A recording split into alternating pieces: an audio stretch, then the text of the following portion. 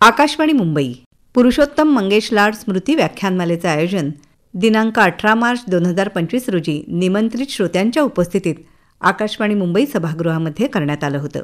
या कार्यक्रमाच्या संपादित आवृत्तीचा पहिला भाग सादर करीत आहोत. सुस्वागतम.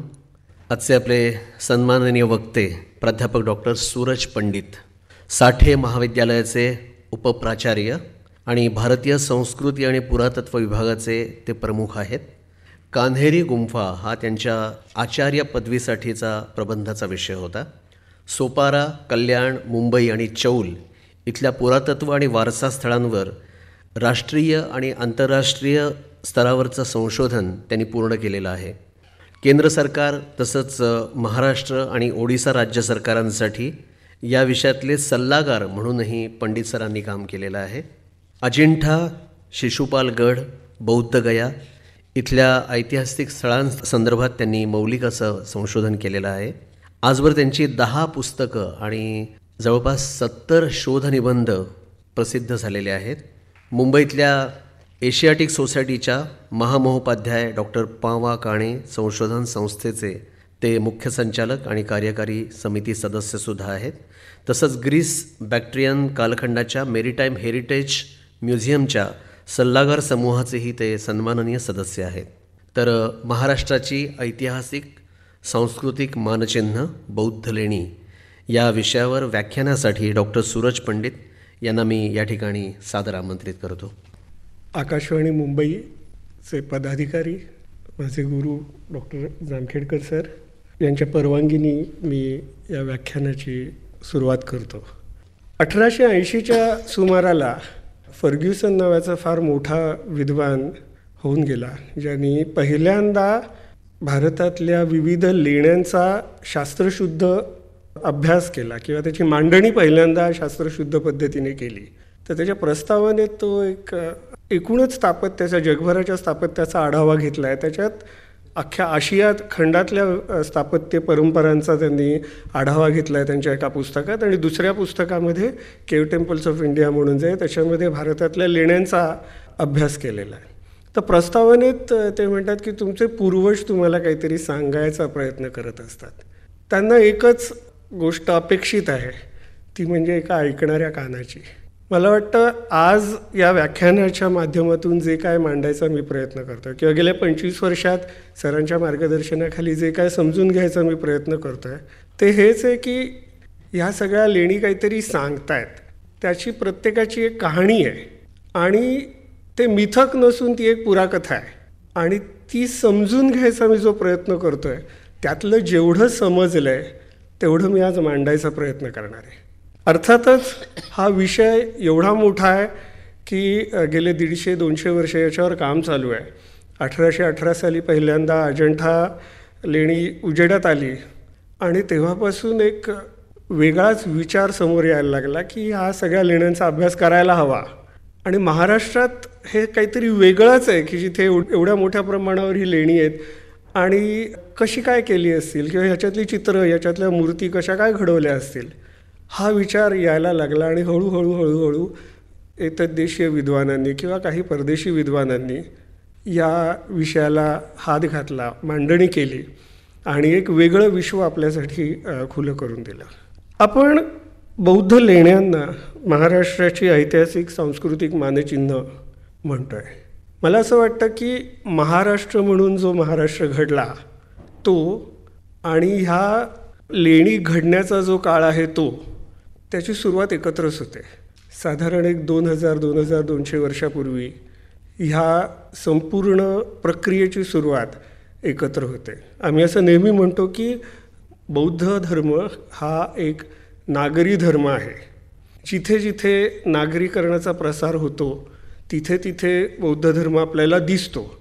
आता आधी नागरीकरण होतं, आधी बौद्ध धर्म येतो, याच्यावरनं मतमतांतरं असू शकतात. परंतु हे जे काय एक ऑब्झर्वेशन आहे ते सर्वमान्य आहे की नागरीकरण आणि बौद्ध धर्म एकमेकांच्या हातात हात घालून चालतात. आणि महाराष्ट्रात सुद्धा महाराष्ट्र घडणीची प्रक्रिया ही बौद्ध लेण्यांच्या जन्माच्या समकालीनच आहे असं आपण म्हणू शकतो. संपूर्ण भारतवर्षामध्ये 1000च्या वर लेणी आपल्याला पाहायला मिळतात. त्याच्यापैकी जवळजवळ 80% लेणी ही आपल्याला दख्खनच्या पठारात कोरलेली पाहायला मिळतात. काय कारण असेल याचं? पुन्हा जेव्हा आपण मागे वळून बघतो तेव्हा आपल्या असं लक्षात येतं की महाराष्ट्र घडणीची जी प्रक्रिया आहे ती आणि बौद्ध लेण्यांना घडवण्याची प्रक्रिया आहे ती हातात हात घालून चालते. महाराष्ट्राची घडण जी आहे, दख्खनच्या पठाराची घडण जी आहे ती स्तरवार घडण झालेली आहे. वर्षानुवर्ष, शेकडो वर्ष ज्वालामुखीच्या उद्रेकावर उद्रेक होऊन एकावर एक लाव्हारसाचे थर बसत गेले आणि स्तरवार रचनेत या दख्खनच्या पठाराची निर्मिती झाली. आपण मुंबईहून पुण्याला जाताना, नाशिकला जाताना घाटामध्ये बघतो की सरळ कडे असतात किंवा अजंठाच्या लेण्यांच्या वरती उभे राहिलो तर आपल्याला पाहायला मिळतं की अश्वनालाकृती नदी वाहती आणि त्याच्या दरीमध्ये लेणी आहेत. परंतु समोरचा कातळ बघितल्यावर आपल्या लक्षात येतं की हा कातळाचे एकावर एक थर बसलेले आहेत. हे थर वेगवेगळ्या काळात झालेल्या ज्वालामुखी उद्रेकातून झाले. प्रत्येक थराचा जन्म वेगळ्या ज्वालामुखी उद्रेकातून झाला. तो अग्निजन्य खडक असला तरी तो एक दुसऱ्यापेक्षा वेगळा आहे. आणि ह्याच कारणामुळे महाराष्ट्रामध्ये एवढ्या मोठ्या प्रमाणावर लेणी खोदता आली. ही स्तरवार रचना नसती, हा अग्निजन्य खडक अशा पद्धतीने तिथे घडलेला नसता तर कदाचित मला वाटतं महाराष्ट्रामध्ये एवढ्या मोठ्या प्रमाणावर लेणी खोदणंसुद्धा कठीण गेलं असतं.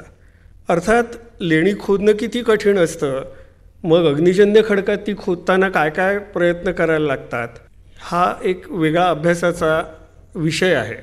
पण त्या संदर्भात मला एकच गोष्ट सांगावीशी वाटते की माणूस हा फार गमतीशीर प्राणी आहे, ज्यांनी ग्रॅनाईटमध्ये सुद्धा शिल्प घडवली, ज्यांनी ग्रॅनाईटसारख्या कठीण दगडामध्ये सुद्धा लेणी खोदलेली आहेत. अशा प्राण्याला मला वाटतं अग्निजन्य खडकामध्ये लेणी खोदणं हे फार कठीण गेलं नसावं. अर्थात ही स्तरवार रचना, त्याच्यामध्ये एकावर एक बसलेले स्तर, त्याच्यामधले येणारे जे जॉईंट्स आहेत त्याचा फार मोठ्या प्रमाणावर उपयोग झाला असावा ह्या स्थपतींना. आता ही लेणी खोदण्याची प्रक्रिया आहे ती फार गमतीशीर आहे. आपल्याला असं वाटतं की त्याचे मोठे मोठे प्लॅन्स बनवले असतील, त्याची डिझाईन्स केली असतील, परंतु एक फार मोठे विद्वान जवळजवळ 50-60 वर्षापेक्षा अधिक काळ त्यांनी अजंठाच्या लेण्यांवर काम केलं, प्रोफेसर डॉक्टर वॉल्टर स्पिंक. त्यांच्या आठवणीशिवाय कुठल्याही बौद्ध लेण्यांवरच्या व्याख्यानाचं, पुस्तकाचं किंवा कुठल्याही लेखाचं म्हणजे पुढे एक ओळसुद्धा हलू शकत नाही, एवढं मोठं काम त्यांनी करून ठेवलं. आणि आम्ही गमतीने असं म्हणतो की ते जन्माने जरी अमेरिकन असले तरी कर्माने ते भारतीयच होते. कारण त्यांनी जवळजवळ 60 वर्षाच्या आसपासचा काळ महाराष्ट्रामध्ये सातत्याने भेटी देऊन अजंठा लेण्यांचं एकूणच त्याच्यावरचं संशोधन करण्यामध्ये घालवला. त्यांनी आपल्याला असं दाखवून दिलं की ही लेणी नक्की कशी खोदली जातात. ती समजून घ्यायची असतील तर आपल्याला नक्की कोणत्या प्रकारची लेणी बघायला पाहिजेत. तर ते म्हणाले अजंठाला 24 क्रमांकाचं लेणं आहे जे अर्धवट खोदलेलं आहे, ते पूर्णत्वाला कधी गेलंच नाही. ते अर्धवट खोदलं गेलं आणि मग काम सोडून एक दिवस कारागीर निघून गेले. प्रोफेसर वॉल्टर स्पिंग यांनी पहिल्यांदा सांगितलं की ही जी अर्धवट सोडलेली लेणी आहे जी आत्तापर्यंत तुम्ही बघतच नव्हतात, तुम्ही म्हणायचात काय की हे अर्धवट सोडलं याचा काय उपयोग, आपण पूर्ण लेणं बघू, तिथे नाही चित्र आहेत, तिथे नाही शिल्प आहेत, का बघायचं. हीच अर्धवट सोडलेली लेणी तुम्हाला त्यांच्या जन्माची गोष्ट सांगतात. त्यांनी अतिशय नेटकेपणाने आणि शास्त्रशुद्ध अभ्यास करून आपल्याला हे दाखवून दिलं की लेणी खोदण्यासाठी तुम्हाला मोठे मोठे प्लॅन कागदावर काढायची काहीही गरज नसते. उपलब्ध तंत्रज्ञानाचा सुयोग्य वापर करून अवेलेबल रिसोर्सेसमध्ये तुम्ही ही लेणी बांधू शकता, रादर खोदून काढू शकता. कारण उपलब्ध असलेला दगड तुम्ही तिथून बाहेर काढता आणि एक छोटासा बोगदा तयार करता, याला आपण लेणं म्हणतो. मग तो करत असताना त्याच्यामध्ये एक सिमेट्री असते. एक अर्ध लेणं जर आपण बघितलं तर त्याचा जो अर्धा उरलेला भाग असतो तो त्याच्यासारखाच कोरलेला असतो. आणि ह्यातच त्या लेणी खोदण्याच्या संपूर्ण प्रक्रियेचं गमक किंवा गुपित लपलेलं आहे हे त्यांनी आपल्याला दाखवलं. त्याच्यानंतर मग अनेक अशा लेण्यांचा अभ्यास सुरू झाला. हा विचार धरून अनेक वेगवेगळ्या विद्वानांनी या अर्धवट राहिलेल्या लेण्यांवरती काम करायला सुरुवात केली. आणि मग आपल्या लक्षात आलं की विविध स्तरातले विविध प्रकारचे काम करणारे लोक एकाच वेळी ह्या लेण्यांमध्ये काम करत होते. कान्हेरीसारख्या एखाद्या लेण्यामध्ये, म्हणजे कान्हेरीच्या लेणी क्रमांक 3 आपल्याला स्पष्ट उल्लेख मिळतात की तिथे स्थपती होता, तिथे शेलवढकी नावाचा एक समूह कारागिरांचा. शेलवढकी म्हणजे दगडात कोरीव काम करणारे, किंवा जसं लाकडात काम करतो तसे दगडात कोरीव काम करणारे कारागीर एकत्र येऊन तिथे काम करत होते. प्रोफेसर स्पिंकनी जर दाखवलं आपल्याला की वेगवेगळ्या प्रकारची हत्यारं घेऊन वेगवेगळे समूह तिथे काम करत होते. त्यांच्यामध्ये एक वर्क स्पेशलायझेशन हा एक भाग होता. कोणी काय काम करायचं हे ठरलेलं होतं. त्याच्यातच त्यांचं ट्रेनिंग होत होतं, शिक्षण होत होतं. जसं जसं त्यांचं शिक्षण होत ते पुढे पुढे जात होते तसं तसं त्यांना वेगवेगळं काम शिकवलं जाईल. आणि मग जे अगदी सगळ्यात जास्त स्किल्ड असतील हे सगळं आपण त्या लेण्यांमधनं समजून घ्यायचा प्रयत्न करतो आहे. असा कुठलाही ग्रंथ किंवा दस्तऐवज नाही की जो आपल्याला सांगेल की हे लेणं अशाच पद्धतीने खोदलं गेलं.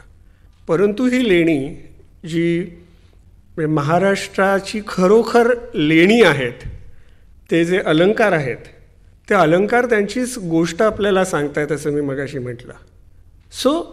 जेव्हा आपण हे कान्हेरीच्या केव नंबर 3 सारखं, लेणी क्रमांक 3 सारखं एखादं लेणं बघतो, तिथला शिलालेख आपल्याला काहीतरी माहिती देतो, तेव्हा आपल्याला एक असा छोटासा कवडसा भूतकाळातला पाहायला मिळतो की ज्याच्यामध्ये या अनामिक कामगारांना, अनामिक कलाकारांना काहीतरी एक आयडेंटिटी मिळते, त्यांना काहीतरी नाव मिळतं आहे, त्यांना काहीतरी एक चेहरा मिळायचा प्रयत्न होत आहे.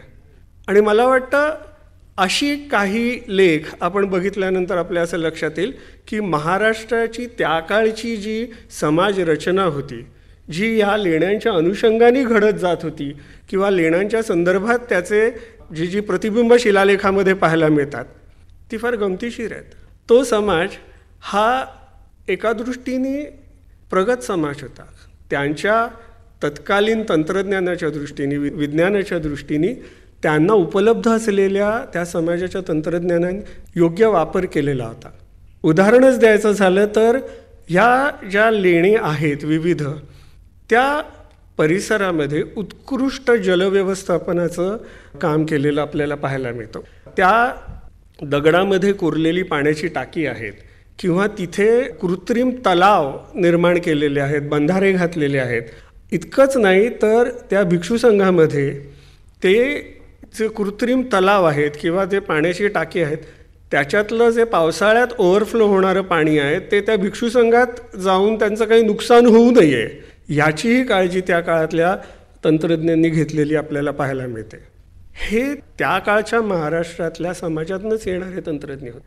त्यामुळे जी ऐतिहासिक महाराष्ट्राची ओळख आपल्याला सुरुवातीच्या काळात, सातवाहन काळात आपण म्हणू, करून घ्यायची असते, त्याचं एक प्रमुख साधन म्हणजे ही बौद्ध लेणी आहेत असं आपल्याला म्हणता येईल. त्यातले शिलालेख, ती बौद्ध लेणी स्वतः, त्यातल्या मूर्ती, त्यातली काही चित्रणं आपल्याला आपल्याच महाराष्ट्राची, 2000 वर्षापूर्वीच्या महाराष्ट्राची एक वेगळी ओळख करून देताना पाहायला मिळतात. अगदी अजंठाच्या लेणी क्रमांक 9-10 मधली काही प्राचीन चित्र जर आपण बघितली, जी सातवाहन काळातली आहेत, त्या माणसांचे चेहरेसुद्धा आपल्या समोर येतात. त्या माणसांची वेशभूषा, त्या माणसांची एकूण त्यांनी वापरलेले दागिने, या सगळ्या गोष्टी त्या चित्रणातून आपल्याला पाहायला मिळतात. आणि मग त्यांच्याशी आपण कुठेतरी या लेण्यांच्या माध्यमातून संवाद साधायला सुरुवात करतो. मी मगाशी जसं म्हटलं की प्रत्येक लेण्याची एक गोष्ट असते आणि प्रत्येक लेण्याची एक कहाणी असते. ती समजून घ्यायला आपल्याला ह्या सगळ्या गोष्टी, जी लेणी सांगतायत, लेणी दाखवतायत, त्या डोळसपणे बघायला लागतील. कुठल्या तरी लेण्यामध्ये आपल्याला असं दिसतं की एखादा सिंह चित्रित केलेला आहे, ज्याला पंख दाखवलेत किंवा त्या सिंहाचं तोंड आहे त्या पक्षाचं आहे, त्याला चोच आहे. मग हळूच मनात असा विचार येतो की अरे हा ग्रिफिन तर नसावा, कारण आता हॅरी पॉटरसारख्या चित्रपटातून ग्रिफिन हा अगदीच आपल्या ओळखीचा झालेला आहे. हा ग्रिफिन तर नसावा, किंवा एखाद्या लेण्यामध्ये आपल्याला 2 मदारीचे उंट पाहायला मिळतात. मग महाराष्ट्रात 2 मदारीचे उंट कुठून आले, म्हणजे ज्याला आपण बॅक्ट्रियन कॅमल म्हणतो किंवा मंगोलियन कॅमल म्हणतो, हे महाराष्ट्रामध्ये कुठून आले? ह्या गमतीशीर चित्रणातून आपल्याला एक विचार करायला भाग पाडण्याची प्रवृत्तीसुद्धा त्या लेण्यांमध्ये आहे. हे सगळं कुठून येतं आहे ह्याचं एकच उत्तर आपण देऊ शकतो, आणि तो म्हणजे त्या लेण्यांशी जवळीक साधणारे व्यापारी आणि व्यापारी मार्ग. प्राचीन काळात जेव्हा रेशीम मार्ग फार भरभराटीला होता, त्याच्या अनेक कथा आपण ऐकतो की चीन ते रोमन एम्पायर, रोमन साम्राज्यापासून चीन साम्राज्यापर्यंत तो पसरलेला व्यापारी मार्ग, त्याच्यामध्ये अनेक छोटी छोटी राष्ट्रामध्ये उदयाला येत होती, त्यांचा लय होत होता, पण व्यापारी मार्ग शतकानुशतके तसाच होता. हा जो सगळा त्या व्यापारी मार्गाचा गुंतावळा आहे आशियाभर पसरलेला, ज्याला आज आपण रेशीम मार्ग म्हणून ओळखतो, त्याच व्यापारी मार्गाच्या भरभराटीने ह्या लेण्यांना एक आर्थिक पाठबळ मिळत होतं. आणि मगाशी मी म्हटलं की तिथे येणारे ग्रिफिन्स आहेत, तिथे येणारे 2 मदारीचे उंट आहेत. अर्थातच ही कलेमधली जी काय एक व्यक्त केलेली रूपं आहेत, म्हणजे 2 मदारीचा उंट अर्थातच मुंबईत येणं शक्य नाही किंवा दख्खनच्या पठारावर येणं शक्य नाही हे आपल्याला माहिती आहे, पण तो बघितलेला एखादा कलाकार कदाचित इथे आला असावा, तो विचार इथे आला असावा. कारण व्यापारी मार्गांवरती फक्त व्यापारीच जातात असं नाही, व्यापाऱ्यांच्या बरोबर भिक्षू जातात, व्यापाऱ्यांच्या बरोबर विचार जातात, व्यापाऱ्यांच्या बरोबर संस्कृती जाते. आणि प्रत्येक व्यापारी केंद्र किंवा प्रत्येक व्यापारी मार्ग ह्या विचारांचं, संस्कृतीचं वहन करत असतो, देवाणघेवाण करत असतो. आणि प्रत्येक व्यापारी केंद्र हे एक सांस्कृतिक केंद्र म्हणून जन्माला येत असतं किंवा घडत असतं. आपण जेव्हा बौद्ध लेण्यांचा विचार करतो तेव्हा महाराष्ट्राला घडवणाऱ्या अनेक व्यापारी मार्गांवर किंवा व्यापारी केंद्रांच्या परिसरात या बौद्ध लेण्यांचा वास आहे हे आपल्याला पाहायला मिळतं. अर्थात सगळीच लेणी ही व्यापारी मार्गावर आहेत का, तर बहुतांशी आहेत, पण सगळीच नाहीत. बौद्ध लेण्यांपैकी काही लेणी व्यापारी केंद्रांच्या परिसरातही पसरलेली आहेत. अर्थात कान्हेरीसारखी काही लेणी ह्याला अपवाद आहेत. कान्हेरी हे एका बेटावरती असलेला लेणी समूह आहे, ज्याच्या परिसरात अनेक व्यापारी केंद्र उदयाला आलेली आपल्याला पाहायला मिळतात. आता हा जो लेणी आणि व्यापारी मार्ग याच्यातला एक दुवा आपल्याला इतिहासात पाहायला मिळतो, तो फार गमतीशीर आहे. आणि ह्याचं मुख्य कारण कदाचित हेच असावं की बौद्ध धर्म हा एक नागरी धर्म आहे. एक फार गमतीशीर गोष्ट आम्हाला सांगितली जाते जेव्हा आम्ही पुरातत्वाचा अभ्यास करत असतो, जेव्हा आम्ही व्यापारी मार्गांचा अभ्यास करत असतो, ती म्हणजे एका हस्तिदंती बाहुलीची. आज आपल्याला ते माहिती आहे की एका आरशाचं ते हँडल असावं असं मत आहे, पण पॉम्पी नावाची एक जागा आहे इटलीमध्ये, तिथे एक हस्तिदंती बाहुली आपल्याला सापडली उत्खननामध्ये. ती साधारण इसवी सनाच्या 1ल्या शतकात तिथे पोचलेली असावी. आणि त्याच प्रकारच्या बाहुल्या आपल्याला भोकरदन किंवा तेर इथे पाहायला मिळतात.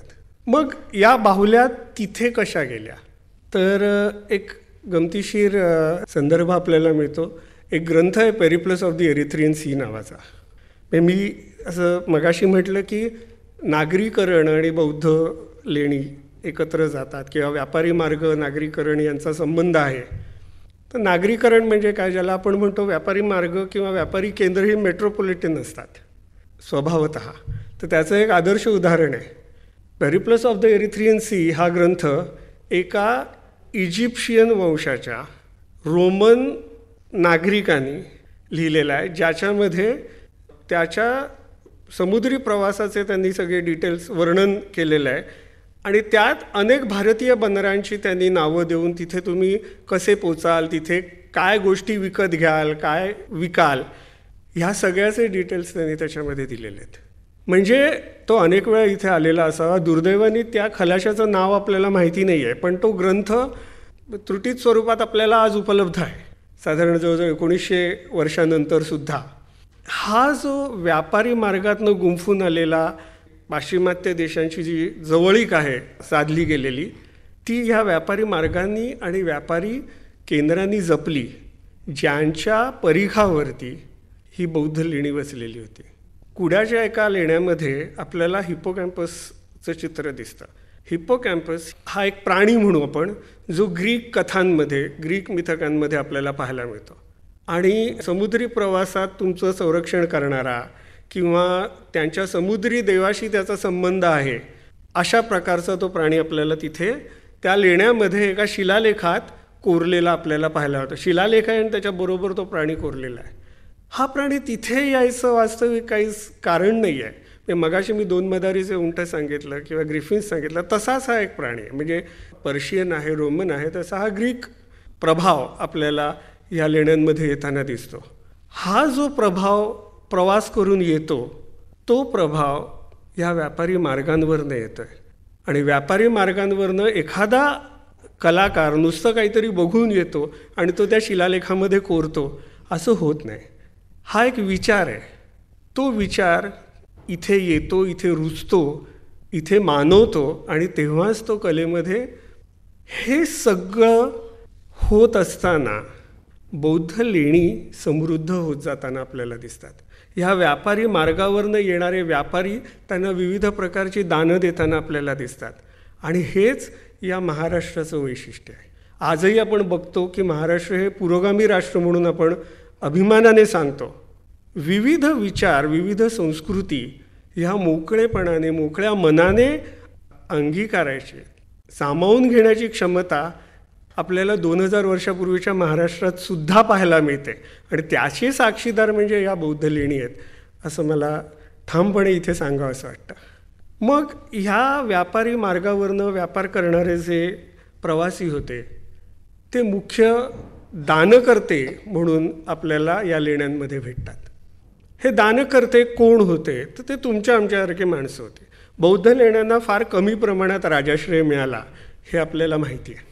मग कोणी शेतकरी होता, कोणी लोहार होता, कोणी कुंभार होता, कोणी व्यापारी होता, ज्यांनी स्वतःहून येऊन या बौद्ध लेण्यांमध्ये दान दिलेलं आहे.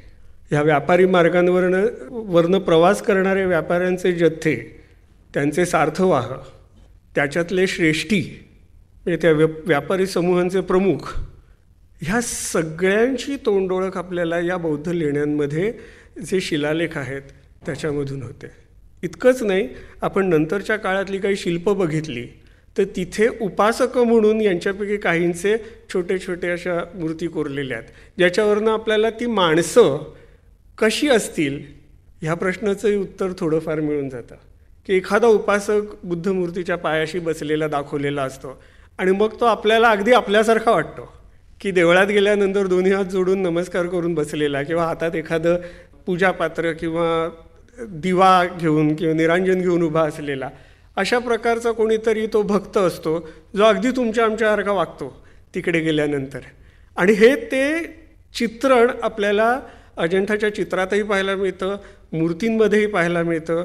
अजंठा, नाशिक, कान्हेरी, वेरूळ या सगळ्याकडच्या मूर्तींमध्ये तुम्हाला हे उपासक कुठे ना कुठे, कुठल्या ना कुठल्या चेहऱ्यांनी वावरताना दिसतात. आणि मग पुन्हा एकदा आपल्याला असं वाटतं की अरे हे आपल्यासारखेच आहेत, हे आपल्यापेक्षा वेगळे नव्हते. ज्यांनी महाराष्ट्र घडवला, हजारो वर्ष जे घडवत होते ते आपल्यासारखेच होते, आपल्यासारखेच वागत होते आणि आपल्यासारख्याच श्रद्धा ठेवून ते त्या त्या ठिकाणी, त्या त्या धार्मिक क्षेत्रांना, देवळांना भेटी देत होते. महाराष्ट्र घडला, महाराष्ट्र पुरोगामी राहिला, मला वाटतं ह्याचं मुख्य कारण हेच आहे की आपल्या पूर्वजांनी आपला धर्म, आपला समाज आणि आपलं राष्ट्र फार वेगळ्या पद्धतीने बघितलं आणि ते तसं त्यांनी बांधून काढलं. बौद्ध लेण्यांमध्ये असं होत नाही की एकदा लेणं केलं की ते तिथेच थांबलं, त्याच्यानंतर ते वापरलं गेलं नाही. तिथला भिक्षू संघ एक 50-100 वर्षे जगला आणि मग ते सगळं संपलं. कारण जेव्हा तुम्ही लेणं घडवता, जेव्हा एखादी व्यक्ती लेणं घडवते तेव्हा ती चिरकाळ टिकण्यासाठीच घडवते. अर्थात जेव्हा लाकडांनी, दगडांनी, विटांनी गोष्टी बांधता येत होत्या तेव्हा दगड कोरून लेणी बनवायचं काम या लोकांनी केलं. ते का केलं असेल? अर्थात त्याच्यामागचा मुख्य उद्देश हाच होता की हे चिरकाळ टिकावं. ते जोपर्यंत वापरात आहे तोपर्यंत त्याचं पुण्य मला किंवा दानकर्त्याला आणि दानकर्त्यांच्या पुढच्या पिढ्यांना मिळत राहावं, हाच उद्देश त्याच्या मागचा होता. म्हणून भिक्षू संघाला दिलेली ही दानं चिरकाळ टिकावी अशीच घडवण्यात आली. त्यामुळे भिक्षू संघ बदलत गेला. जसं भगवान बुद्धांनी सांगितलं आहे की सर्व अनित्य आहे, बदल हा कायम असतो. त्याच तत्वावर आधारित आपल्याला जे पाहायला मिळतं की भिक्षू संघ हळूहळू विकसित होत गेला, भिक्षू संघ हळूहळू घडत गेला, बदलत गेला आणि त्याची विविध रूपं आपल्याला पाहायला मिळाली. अर्थातच इसवी सनाच्या पूर्वी 2ऱ्या शतकात सुरुवात झालेली ही संपूर्ण प्रक्रिया आपल्याला 15व्या 16व्या शतकापर्यंत विकसित होताना दिसते. म्हणजे 1500 ते 1700 वर्ष ही सांस्कृतिक उलाढाल होत होती या महाराष्ट्रामध्ये. म्हणजे मला वाटतं बौद्ध धर्म फार कमी ठिकाणी एवढा काळ टिकलेला आपल्याला पाहायला मिळतं. म्हणजे महाराष्ट्रातल्या अशा काही साईट्स आहेत जिथे अगदी 12व्या 13व्या 15व्या शतकापर्यंत बौद्ध धर्माचे अस्तित्वाच्या खाणाखुणा आपल्याला पाहायला मिळतात. इतर प्रदेशात, इतर प्रांतामध्ये आपल्याला तेवढ्या मोठ्या प्रमाणावर या गोष्टी दिसत नाहीत. तर ही सर्व स्थित्यंतरं ह्या लेण्यांनी जपली, त्याच्या खाणाखुणा मिरवल्या आणि त्या आपल्या पुढे पुन्हा 20व्या 21व्या शतकात मांडल्या, जेणेकरून आपल्याला त्या महाराष्ट्राची तोंडओळख होईल, त्या महाराष्ट्राची घडण आपल्याला समजू शकेल. एकूणच सातवाहन काळात जो थेरवाद बौद्ध मताचा प्रसार या परिसरात झालेला, त्याचं स्थित्यंतर सुरू झालेलं होतं. त्याचा प्रवास महायाना दिशेने हळूहळू सुरू झालेला आपल्याला पाहायला मिळतो. इसवी सनाच्या 2ऱ्या शतकातच एकूणच मूर्तीपूजेची तोंडओळख या बौद्ध मठांमध्ये महाराष्ट्रात झालेली आपल्याला पाहायला मिळते. आणि मग त्या संपूर्ण परंपरेचा जो क्लायमॅक्स आहे, त्याची जी परिपूर्ती आहे, ती आपल्याला अजंठासारख्या लेण्यामध्ये पाहायला मिळते. श्रोतेहो, पुरुषोत्तम मंगेश लाड स्मृती व्याख्यानमालेअंतर्गत महाराष्ट्राची ऐतिहासिक सांस्कृतिक मानचिन्हे बौद्ध लेणी या विषयावरल्या डॉक्टर सूरज पंडित यांच्या व्याख्यानाचा पहिला भाग आत्ताच आपण ऐकलात. या व्याख्यानाचा दुसरा भाग तसंच अध्यक्ष डॉक्टर अरविंद जामखेडकर यांचं भाषण ऐकण्यासाठी उद्या आपण पुन्हा भेटणार आहोत. या कार्यक्रमाचं निवेदन केलं होतं दिनेश अडावतकर यांनी. प्रसारण सहाय्य अमृता मुळे आणि सादरकर्त्या नेहा खरे.